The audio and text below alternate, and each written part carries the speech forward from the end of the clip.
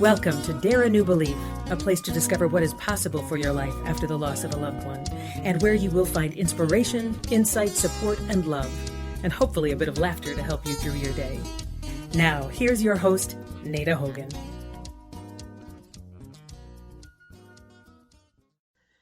Welcome to Dare a New Belief, where you will find light and life, love and joy, healing, faith, and hope. A place where you get to believe in what is possible for your life. I'm your host, Nada Hogan, and today I have the great honor to introduce you to Julz Anderson. Julz is a mind and body mechanics practitioner, a life coach, and an optimistic specialist who operates south of the river in Minnesota. Welcome, Julz. Hi, thank you. Oh, you're so welcome. Thank you. I am so grateful that you took time out of your ever busy day to be with us today so we can have a little bit of a conversation about the totally cool things that you do and how it is through your work that you impact the world. So thank you. We decided to make a big holiday dinner. Love it. Thank you. I'm honored to be here. Awesome. So, Julz, the first thing that I want to ask you is, because this is what you do, you are a mind-body mechanic practitioner. So first, there's two questions that I want to ask with that. First of all, how did you get into that work? And secondly, maybe I should flip-flop those. What is a mind-body mechanic? Those are super great questions. So I remember I grew up in a house where my mom was a nurse and she wanted me to be a nurse. And I'm like, nope. That was super confining to me to think about being in the hospital and being limited. And you know what I mean? Yeah, I was like, I said verbally, I remember saying, if I could just help somebody, like if they sprain their ankle walking across the road, or if they, and I was basically saying in that moment, what I wanted to see in life was just be available to people in need. So I was open to many different things, but I ended up I've always been an athlete, and the body has always, I'm just in awe of our bodies, just like the vessel that it is and how it heals and how it just amazed me. And so I ended up, after my children, going to school for sports medicine and athletic training. I wanted to be a professional athletic trainer. And after having my third child, I decided that probably wasn't a good career choice for me. Mm-hmm. And so I ended up working with bodies, opening my own practice. And from there, I learned the connection between our mind and our emotions or thoughts and how they affect our bodies. And here I am today. Yeah. Awesome. So it's so true. And most people, I think, don't recognize that there is this enormous connection between our mind and thoughts and our body. So how did you stumble upon that? Or did you already have like an innate knowing that there was some kind of a connection?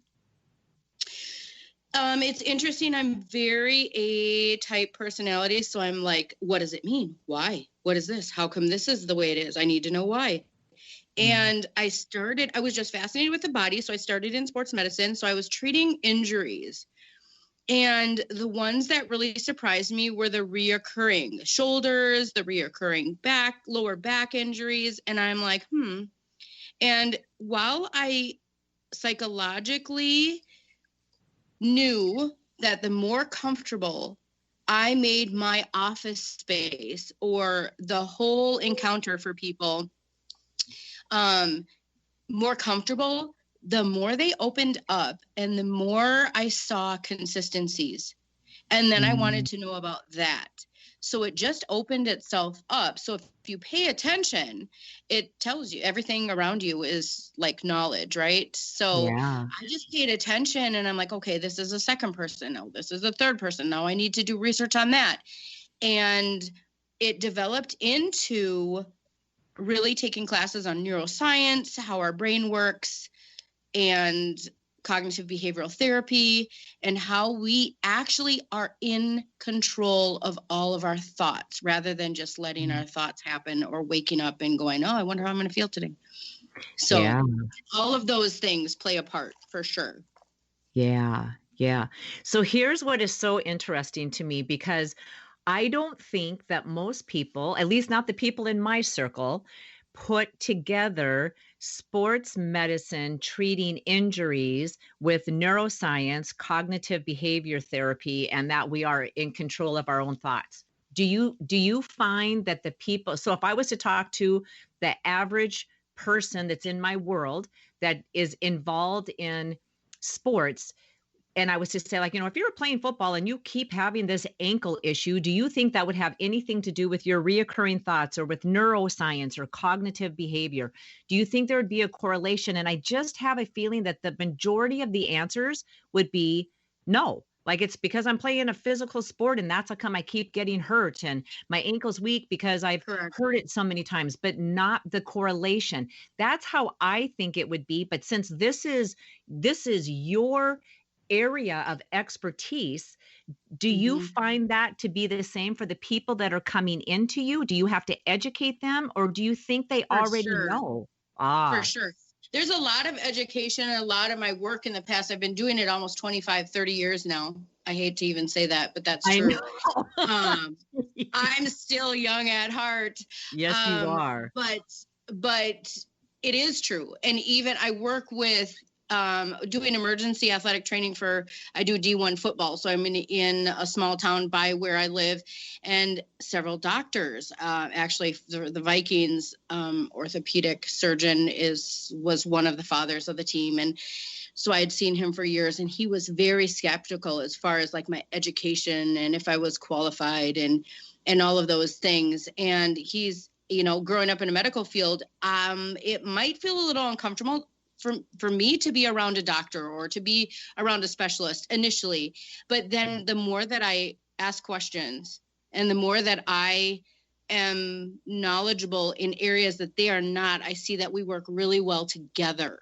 Yeah. It's in addition to, it's not anything I need to be threatened by. So it's all about communication, even to doctors. So now if I treat a doctor or a surgeon or a specialist of some kind, I speak the language they understand that builds that bridge there, where the connection is made. But it is all about communication for sure, from the general public to the medical professionals for sure. Absolutely, yes. And what was it that you said that, so you do emergency what training? Emergency athletic training. So I take the sports medicine. So I am in our state of Minnesota, the D1 sports are required to have an athletic trainer, medical professional on site at all of the events. So, and this is also a foundation for what I do as well. So I started 5 years ago, and again, because I was an athletic trainer prior to being married and having kids right out of college, I was a coach and athletic trainer. So it just gets back to that connection. But I was working with D1 basketball and D1 football, and I'm working 14 hours a day, every hour on the hour, having 10 courts going a time. So I'm seeing a multitude of patients, and they're anywhere from ages 15 to 21. And the injuries I was seeing were not corresponding in my brain as something healthy, young, athletic people. I shouldn't be seeing these injuries. Yeah. And so that's another thing that was like super loud in my face. Like, why is this happening? Why are people okay with it? Why are these people having lower back surgeries? Why are they having ACL tears and MCL tears? And so I, again, did my research as far as ligaments and tendons and how they are a vibration different from the muscles. Yeah. So I was like, no, we have to treat these things differently or you're not going to heal. So I want to help heal people. I don't want to just fix a symptom. So we're really breaking everything down here in this one element. I'm seeing A, people are treating symptoms, right? Yeah. And B, they are not really looking deeper than a symptom. And that answers your question as far as like, hey, why does my ankle keep hurting? Oh, it must be because I play football and keep injuring it, right? Right. So that same format is, it's the simplistic mind, and it is only what you see, rather than looking a little deeper. How is this continuously happening? Why are the numbers so high? That kind of thing. Right. Right. Yeah. And then you Yeah. have to pay attention to that loud in your face, because if it's part of my journey, then I am responsible for that information now. Right. Yes. Yes. Yes. I feel like, am I answering your questions? You I feel are. like Yes, really absolutely. deep. I hope that it is answering your questions. It's really deep, kind of multifaceted answers. It's not just a real quick fix it answer. So hopefully, yeah. Yeah, because that's part of it. And that's what's so amazing about this work that you do, and that led you to different work, and we'll talk about that later.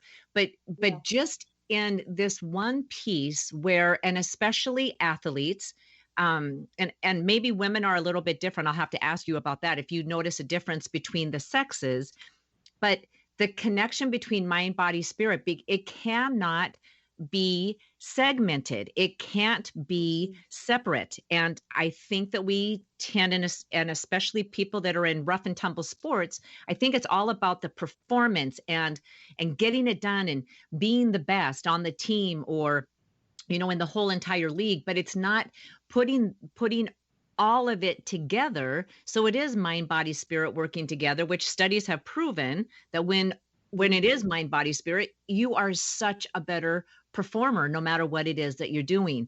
So to be able to be in this work and working with people at the ages that you are, I think you said that you started, like, the people you're with are somewhere between 15 to 20 years old. Is that right? Yeah, correct. That's the majority when I'm doing these tournaments.